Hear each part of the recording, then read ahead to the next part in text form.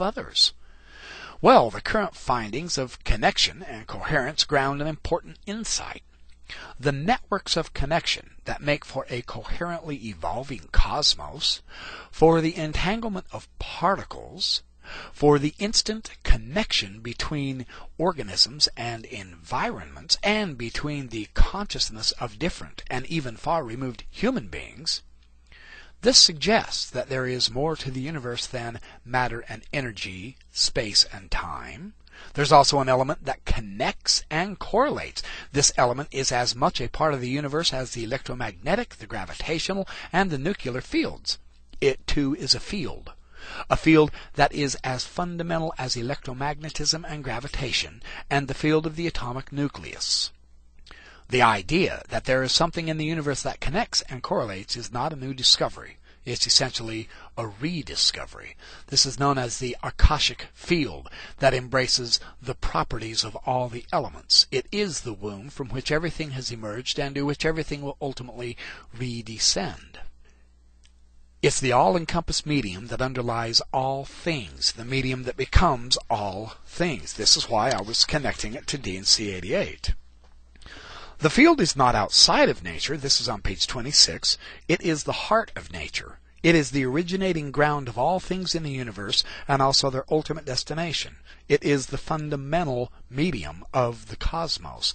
It underlies all the particles and all the forces and fields that govern particles and the systems built of particles throughout space and time. Science has a name for it. It is the quantum vacuum. It's the unified vacuum. This is why I keep bringing out D&C 88.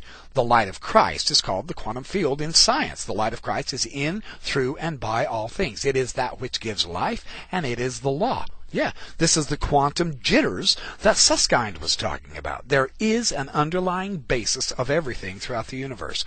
It's exactly what our scriptures are teaching. That's what I'm pointing out. And it's far from empty space, this vacuum. It's a zero-point field. This energy sea is not merely in outer space, it is everywhere. It's not only surrounding, it's embedding atoms and organisms as well as stars and galaxies. That's on page 27. This vacuum is what glues quarks, stabilizes atoms and solar systems, and creates mass as well as the force of inertia and gravitation.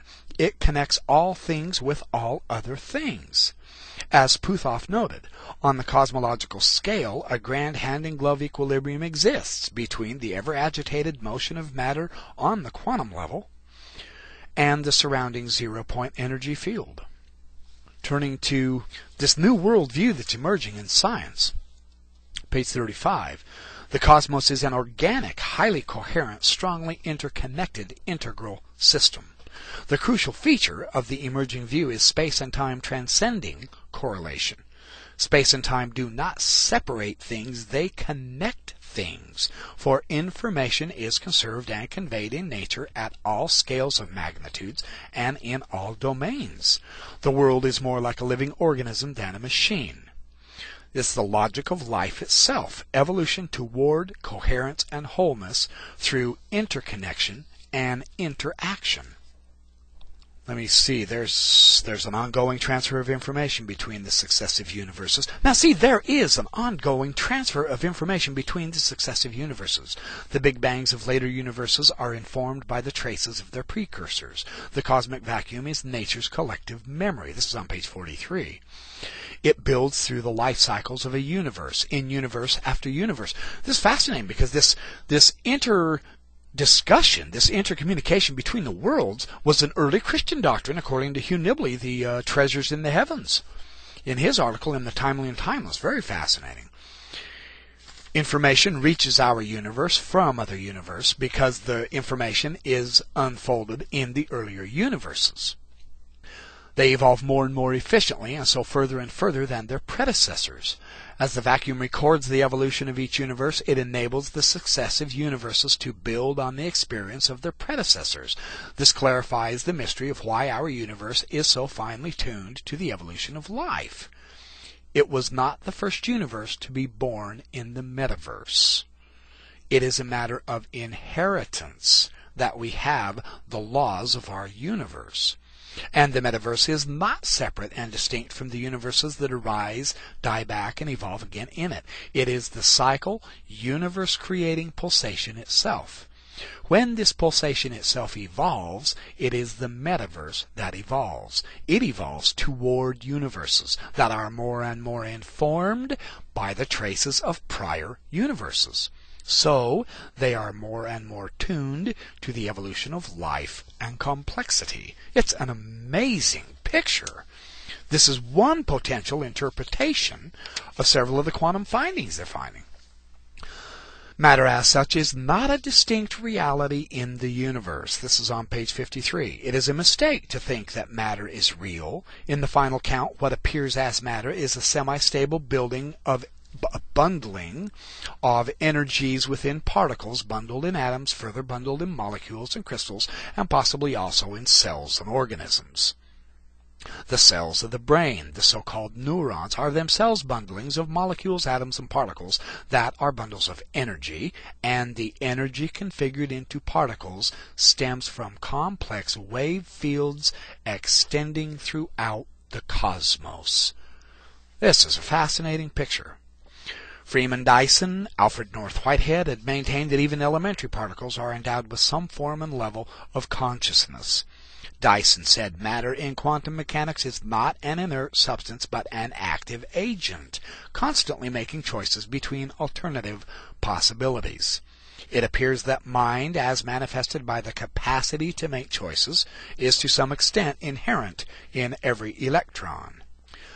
And then finally, skipping over to page 85, I've got to stop. It's been almost an hour.